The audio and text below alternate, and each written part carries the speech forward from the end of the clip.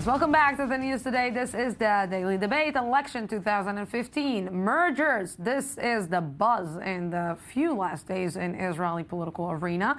The head-to-head battle between the two main parties, the ruling Likud and the Zionist camp, is pushing to contenders to look for tiebreaker. Talks of merger between the Likud and the right-wing Jewish Home Party could lead to a larger merger in the central left. But what are the chances it will happen? With me here is Dr. Hani Zubida, Professor of Political Science, Israel Valley Academic College. Good evening. Good evening, Lucy. I don't know if I should introduce you after what you told me just in the break, because you're not, or you didn't tell me, or you didn't tell me. And Professor Abraham Sion, Chair of the Center for Law and Mass Media at Ariel University. Good evening. Thank you very much for coming. So, gentlemen, mergers, like we said, this is the big keyword that we're talking about. But what are the chances that if mergers will happen in between the big parties, they won't break after the elections, which it happened before? First of all, I don't think necessarily that merger. The first thing that they want, they are thinking whether the mergers will yield more seats. That's the buzzword. And I think also that Netanyahu is now a bit more shaky because he saw what Aryeh Deri and Yair Lapid did, and he now understands that if they will go to the president might ask Yitzhak Herzog to be the first of the task to compose the government. I think the question is whether the mergers will yield more votes, number one, and that will give the opportunity to either Benjamin Netanyahu or Yitzhak Herzog to go to the president and ask him for the nomination. And the second issue is whether the merger is solid. Now, let's not forget Israel Beitenu and the Likud merger last election, huge flop, major issues, They break in the middle of the war. Not necessarily broke. He resigned from the government. He stayed outside of the Likud, which he did from day one of the government, but he maintained his position, and he earned more and more seats in the parliament. And let's not forget that they were expected to get 44 seats, yes, and they got at the end 32. Well, the question is if the merger is before the elections or it is after the elections, which makes a big difference. If the merger is before the elections, well, it was a flop, I agree with you, and it did not succeed. But some of the mergers after the elections succeeded. And the idea now is to have these mergers, I'm talking about the center and right, after the elections. Likud Jewish Home. Likud and the Beit Yehudi, the Jewish Home. And I think Lieberman and Kahlon are very much to the right. It looks like all parties at some time started in the right. You know, Sharon and Yvette Lieberman and all the rest, even Tzipi Livni, they all started in the right, and they moved also on all sorts of ways. So explain to me this phenomenon that all the right parties that are starting in the right are moving to the left or to the center. What is this phenomenon? What is it changing your mind or understanding that the right way is not working in Israel? Maybe you should try and... Well, I think it's both. If you stay in the right and you don't have the center or you don't have people from the left, you can never become a prime minister. You can never really rule the country. Right is not enough. It's the same way as the left is not enough. So everyone is trying to get whether it's the right or the left, they're trying to get the center. So sometimes you move to the left to get the center. Sometimes you move a little to the right to get the center. I don't know exactly what Avigdor Lieberman is doing in the last Foreign Minister Avigdor Lieberman is doing for the last few months. Now with Lieberman, there is also an ego. Well, there's an issue. Is there anyone in the Israeli political system that does not have an ego? Yeah. Well, there's a big ego. No, everybody has a huge ego. Yair Lapid, Benjamin Netanyahu. I think we have to put it in the right framework. First, there's no real left in Israel. Let's put that on the table, number one. Number two, and that can be easily shown. Number two, everybody is looking for Anthony Downs elusive theorem of the median voter. Everybody is trying to get to the center. Anthony Downs wrote it in 1954, and ever since... Are you saying that Meretz is not left? Yes, of course I'm saying Meretz is not left. Meretz is not left? No, not at all. Okay, then define left. And Arik Sharon was the last Mapainik to live in Israel. But if we can you define left? Well, left is about socialism and about the structure of equality in the country, and I don't see anyone who's socialist in the system. If you this is the economy, but what about political well, ideas? Left in the world, Meretz in the normal left. world. No. While you're a Zionist leftist party, national ideology really contradicts the issue of leftism, but let's not get into this debate right now. Then do we disagree? Because I think that Meretz is left, and I think also that Tzipi Livni is left, and I think also that Herzog is left. Then we disagree. And Benjamin Netanyahu?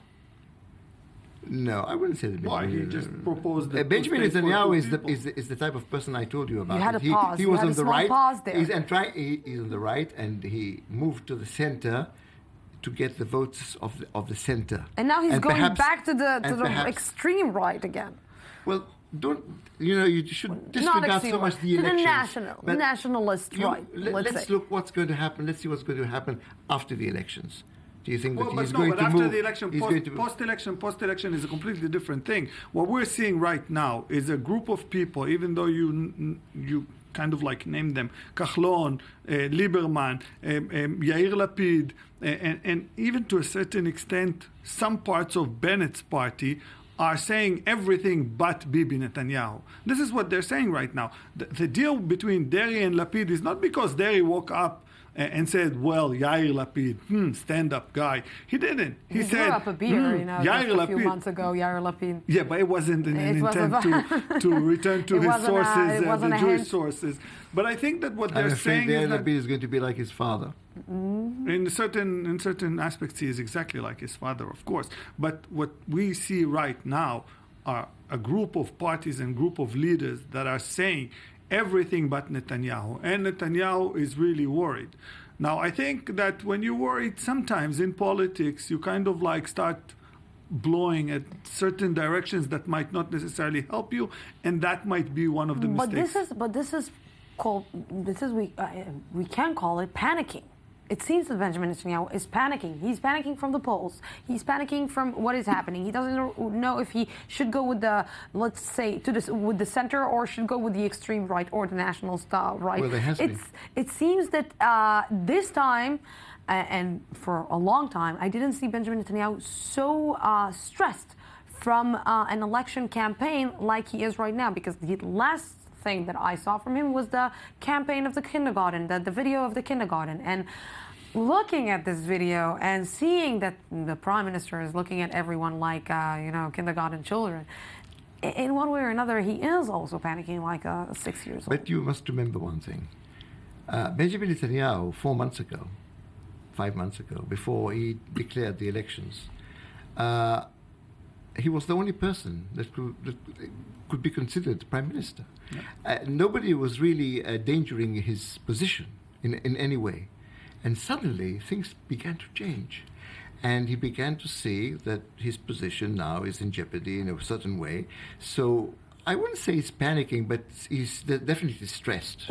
Is his place really in danger? It doesn't really matter, the perception that it is. We spoke about this 3 weeks ago, and I told you, Livni and Herzog made a tiebreaker deal. Herzog was smart enough to realize it doesn't really matter how many seats she has.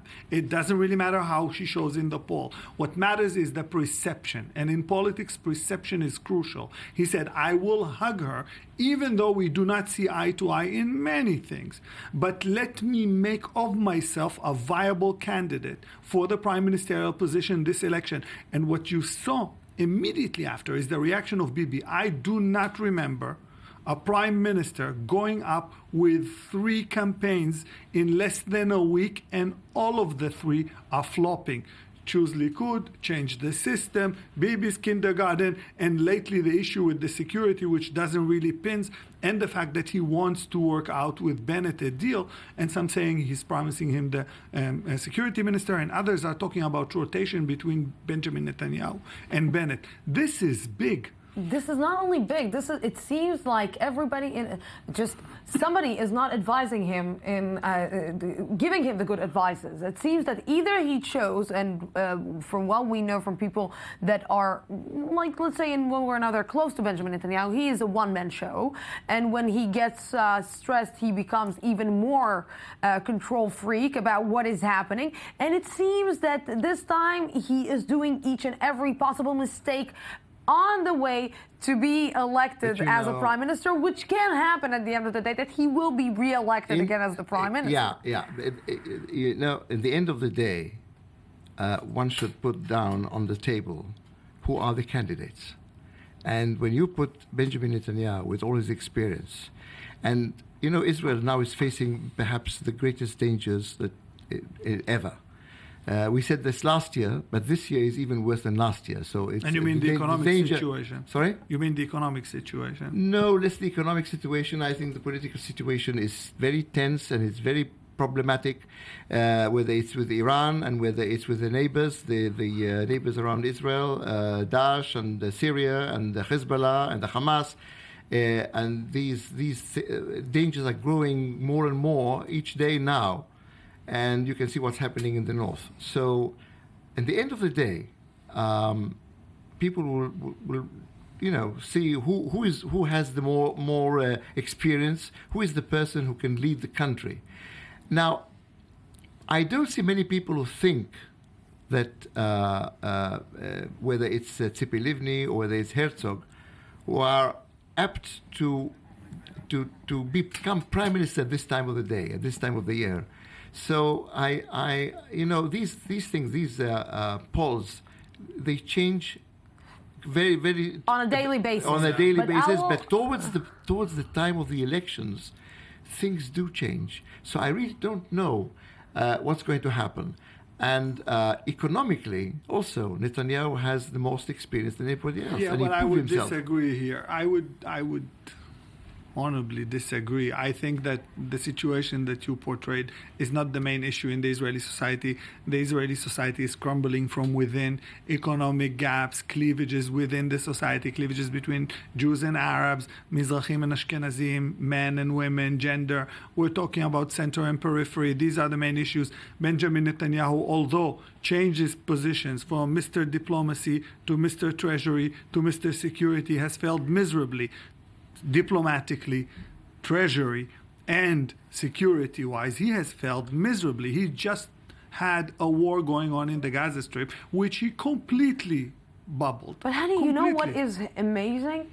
The amazing thing is that you're speaking with people on the streets and you're asking them, who are you going to vote for? And you will hear people are telling you, I'm going to vote for someone who will be more pointed on the economic issues, on me having better job, on my kids having having the opportunity to buy a house.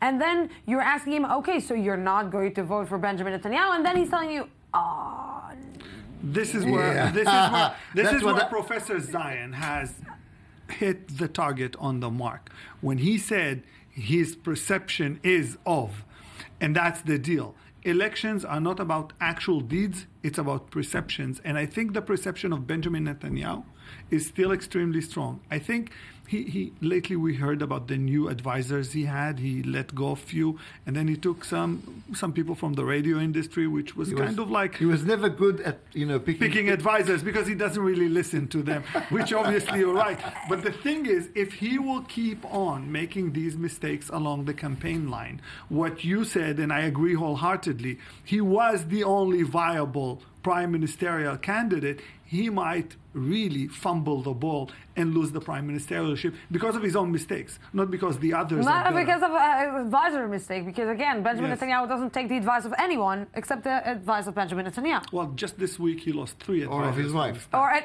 You said it, not me. You said it. I'm not saying it. But, if we're looking at, let's just took at the big success today. We showed a VTR of a piece on the Jewish party. This is an amazing success that I think that the Jewish Home Party, I'm sorry, it's an amazing success that I think that no one even thought that it can be so big. Well, look, I think what he's doing is, again, he is looking at the median voter, and he has completely dissolved what we remember as the National Religious Party. He said, no more old guys, Zerach Verhaftig, Bug the senior, and so on. He said, let's have a shakedown. Let's put Ayelet Shaked. Let's put these young people, hipster people. Let's make a different view of the party. And it worked. People really fell in love with this new model of religious and secular. Because he stopped mumbling and he's talking to the point. He knows what he's talking about. You can agree with him, you can disagree with him, but everything that he said is clear, and that's really the name of the game. I mean, if you start trying to get both sides, then you lose both of them. Okay, so gentlemen, thank you very much, and of course I will see you a lot in this next period. We're going out for a small break, 2 minutes, and I'll be back.